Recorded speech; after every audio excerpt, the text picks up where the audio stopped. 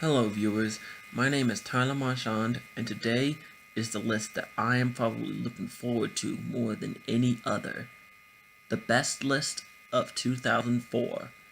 As great as 2001 was, 2004 is just phenomenal. Today I'm going to be talking about 20 songs, tied with 2001 for the most songs I've ever talked about in a single video thus far. Not only that, but the year was better than 2001 because there's a huge number of songs that were so close to making the cut for me, but just missed out. There were a lot of 7 out of 10s this year, but like I say, the threshold for me for the best list is an 8 out of 10.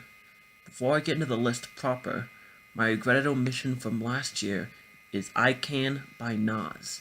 Enough dilly-dally, let's look at those 10 honorable mentions.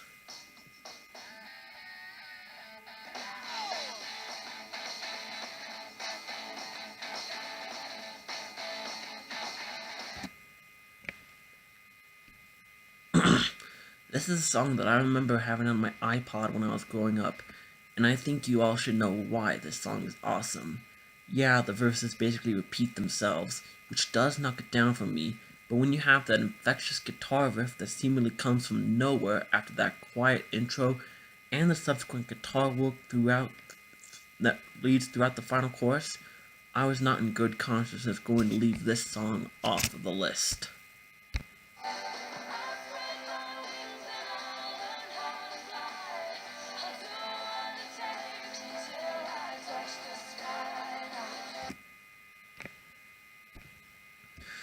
It was with her second album that Kelly Clarkson really started to come into her own, and it all started with the title track from said album that I actually own today. I had it back when I was turning 9 years old. By no means the best song off that album.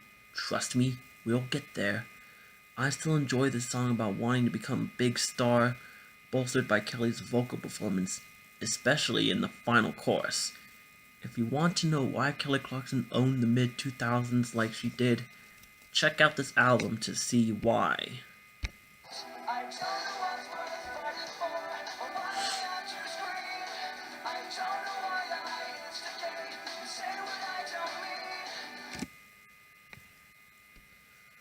True story, looking into the background for this song, Chester Bennington said that since he drew many parallels between himself and this song about battling addiction, he would find himself too emotional to perform this song live. Linkin Park had a history of making pretty emotional songs, and while I personally think that this is one of their weaker ones, we'll get to better ones later, this track still gets the job done for me. Speaking of emotional songs,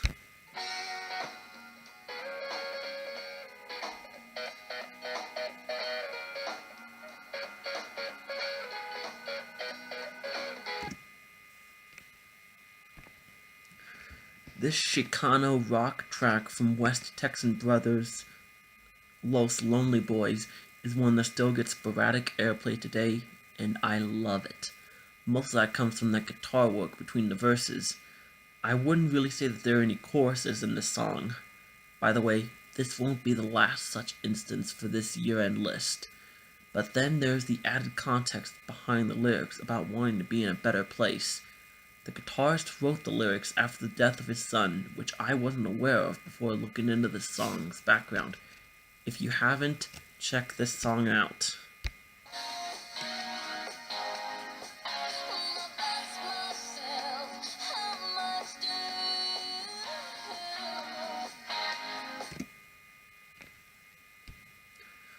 Very rarely will a cover make my best list, but this is perhaps an obvious exception.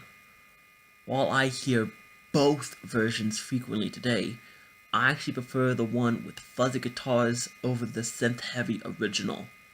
This song was only featured on No Doubt's Greatest Hits album and not on a studio album. I'd say that this is a worthy entry into said Greatest Hits albums, but who here wishes Bon Jovi's It's My Life was a hit, or is it just me?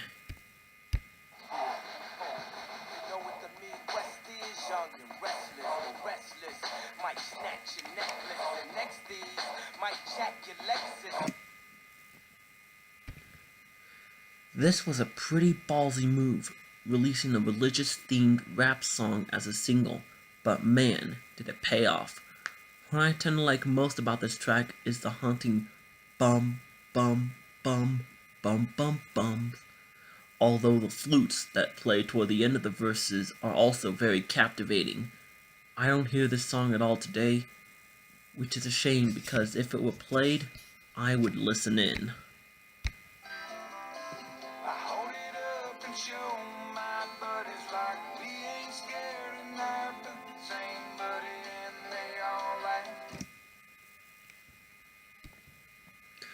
I don't really hear this song at all anymore either, but I wish I did hear it more. A war-themed country hit that narrowly made the year-end list. The lyrics follow an interesting trend. The verses read like letters from various family members of a soldier out on tour, and the choruses are the soldier reading the letter to his fellow soldiers, and their differing reactions. This would be John Michael Montgomery's only major hit, but for those of you who are interested, I'd look into The Little Girl. That song is really something special.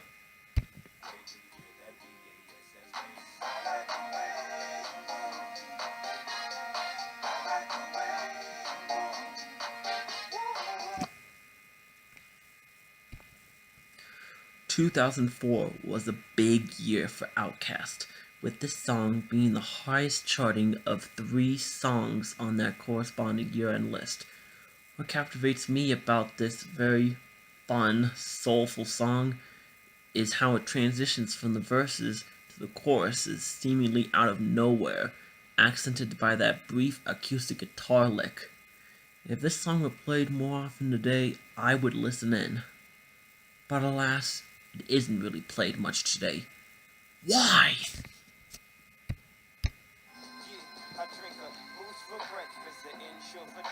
Somebody order pancakes, I just sip the scissor. That right there could drive a sane man berserk.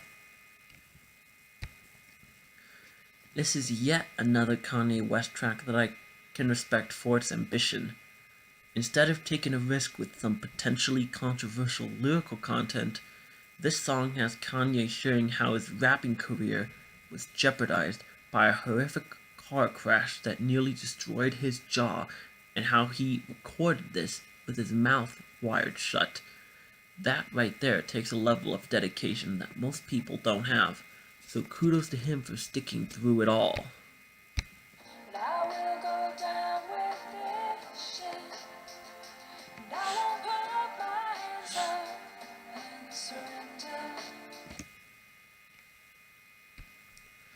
Personally, I'm not as crazy about this song as I am for Thank You, but it still gets played quite a bit in Reno today, and I still love it.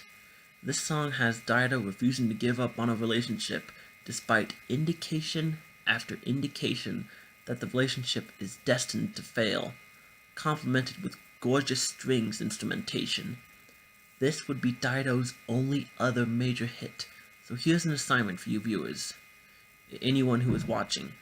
Listen to songs like Don't Think of Me or Hunter and tell me that 2 hit songs is what this woman deserved. Okay, that was my list of honorable mentions. What songs made the list proper? I imagine most of you are eager to find out, so let's get it started. Number 10.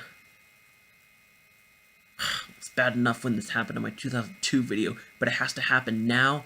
I said, let's get it started.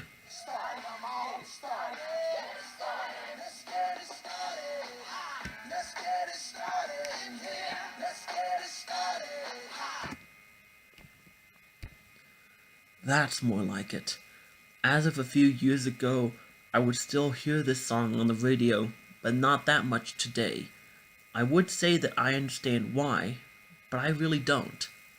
The word retarded doesn't really offend me, even though I am autistic, but I can understand if some people have really, really thin skin. In spite of all that, the more friendly version is still one of the best pump-up songs ever. I mean, are you ever gonna get tired of some let's get it started? Let's get it started in here. Excuse me, sorry about that. The Black Eyed Peas would see a massive nosedive in music quality in subsequent years, but I still enjoy this song all the same. Number 9. In 2004, Spider-Man 2 came out.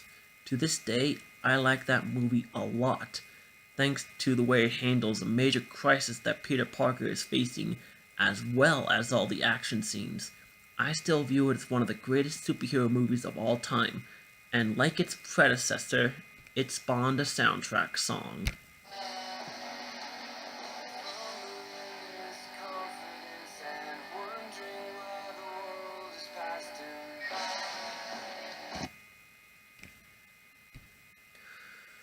This song came from that movie, and apart from being a hard rock track that I love and still hear frequently today, the song fits in perfectly with the film, detailing all the choices that we make that we all wind up regretting, kind of reminiscent of the choices that Peter Parker faces in the movie. If you were to ask me about this band, I personally like their other hit, Dare You to Move More, even with religious sentiments in the song, but I don't really hear that song anymore, so this will do just fine. Number 8. Remember when I said that Heaven wouldn't be the only time a song with no choruses would wind up on this list? Here is that entry.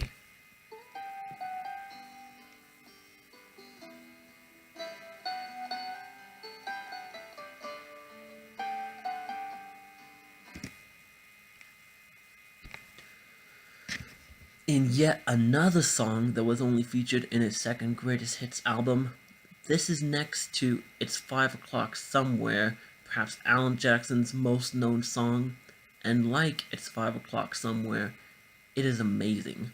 While the previous song was an upbeat song about forgetting your troubles, this song is about remembering your troubles, specifically all throughout a long marriage with kids. And while It's 5 O'Clock Somewhere had bouncy instrumentation, this song has more subdued instrumentation, courtesy of light banjo accompanied by a steel guitar solo. I hear this song still very frequently today, and I'm glad for it, since, once again, it is fantastic. Number 7. This is a song I didn't really listen to much back in 2004. It doesn't really get played much today, but once a classmate of mine sang this song for a talent show back in the spring of 2010, I loved it immediately, but I couldn't for the life of me find out what it was. 5 or so years later, I find out what the song is called, finally, and a few years later, after seeing Mark from Spectrum Pulse and Finn of the Social Tune praise this song, I knew I'd have to do the same eventually, which leads us here.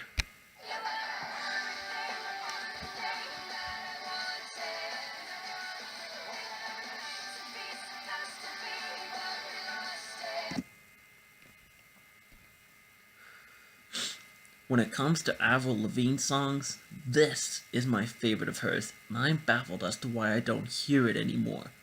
The lyrics detail a failing relationship and having to admit that any good memories from said relationship were a lie. But what caught my attention to the song, what initially captivated me about the song back when I was in the 8th grade, was that phenomenal pre-chorus. I mean, there's just something special about the all the things I thought I knew. It is a shame what Avril would become in subsequent years, but at least this song exists. Number 6. This is a song that my younger brother became exposed to thanks to music videos for Bionicles. I told you said toys would influence the music my younger brother and I would come to know for our formative years. That might not mean anything to you viewers, but once you saw a certain emotional track appear as an honorable mention, you should have seen this entry coming a mile away.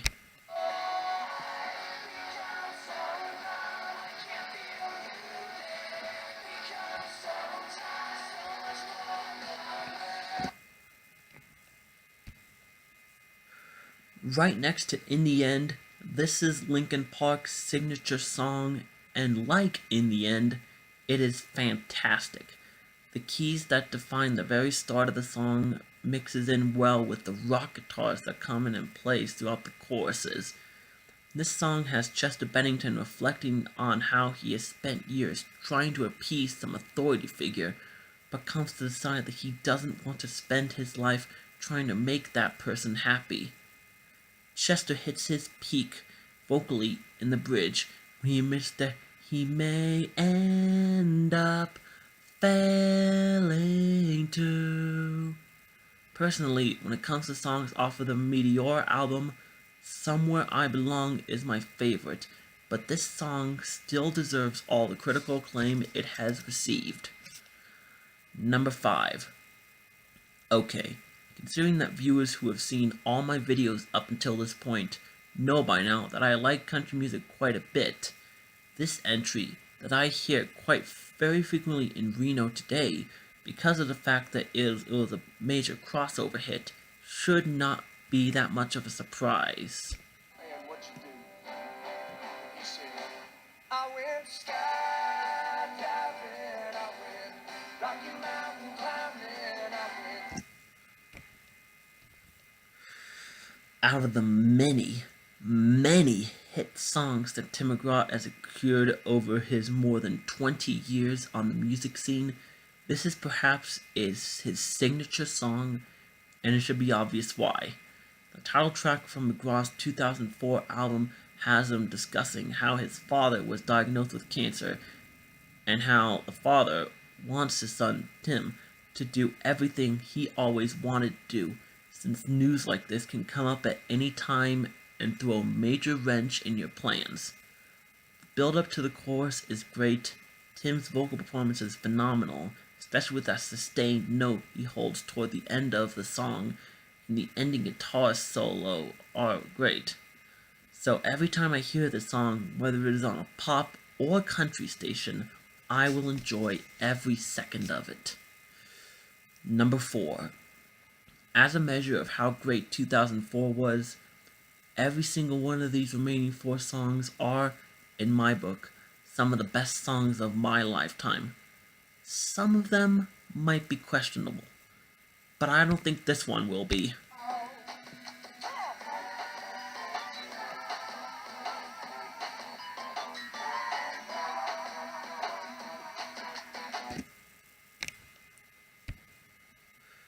Anyone who honestly believed that I wouldn't be talking about this song at some point in my best list should be ashamed of themselves.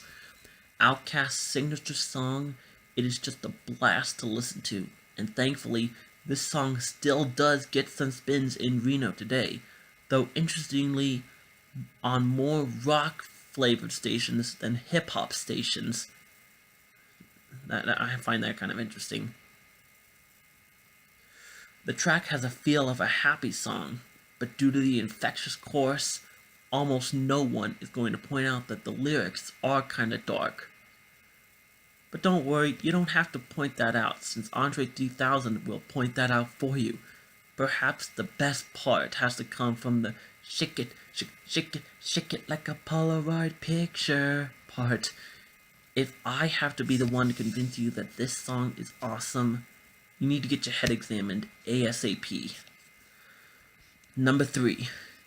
I mentioned back in my 1999 video about how some acts don't blow up immediately, and that it may take years before a certain record is picked up by the masses. For those of you who know what acts got big in 2004, this song should surprise no one.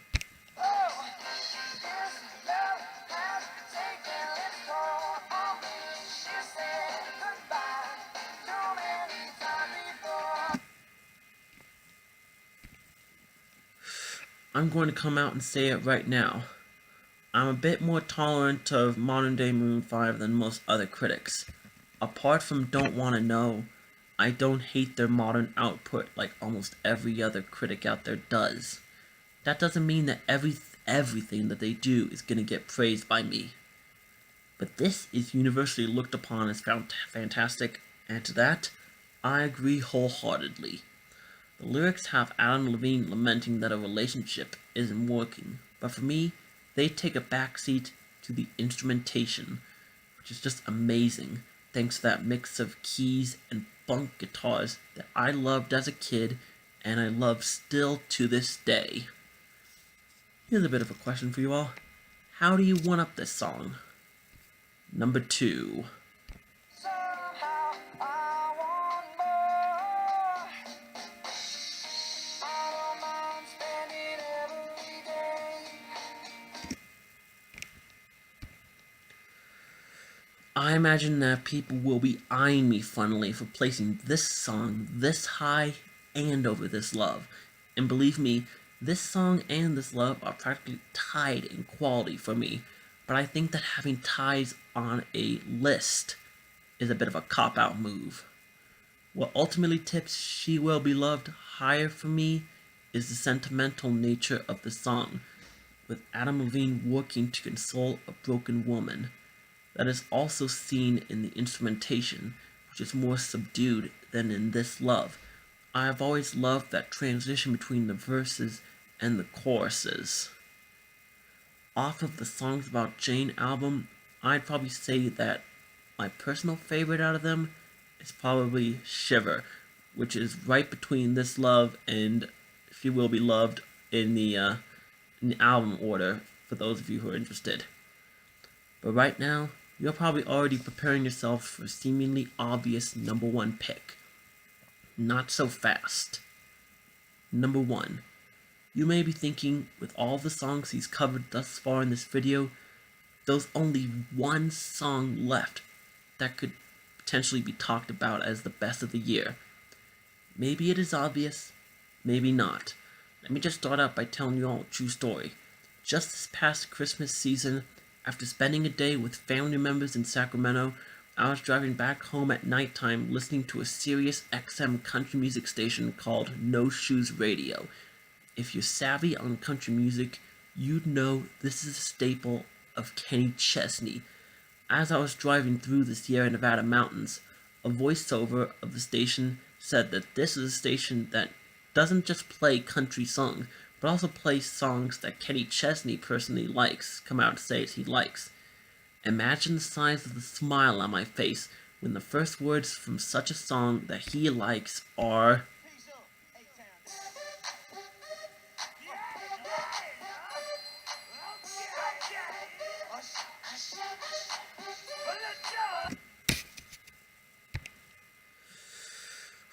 oh, I toyed with you quite a bit.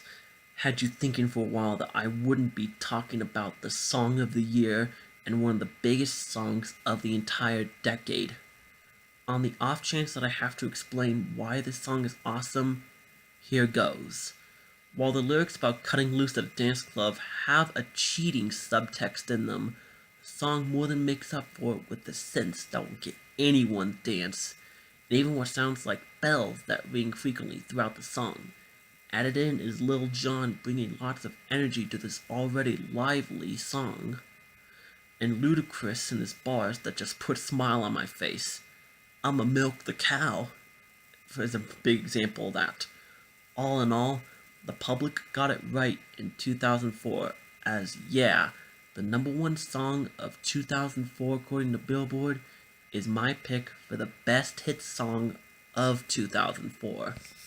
So that was my list. Thank you all for watching. If you liked the video, subscribe to my channel so you will be updated whenever I have new material out, which for these next few years, again, should be on a weekly basis.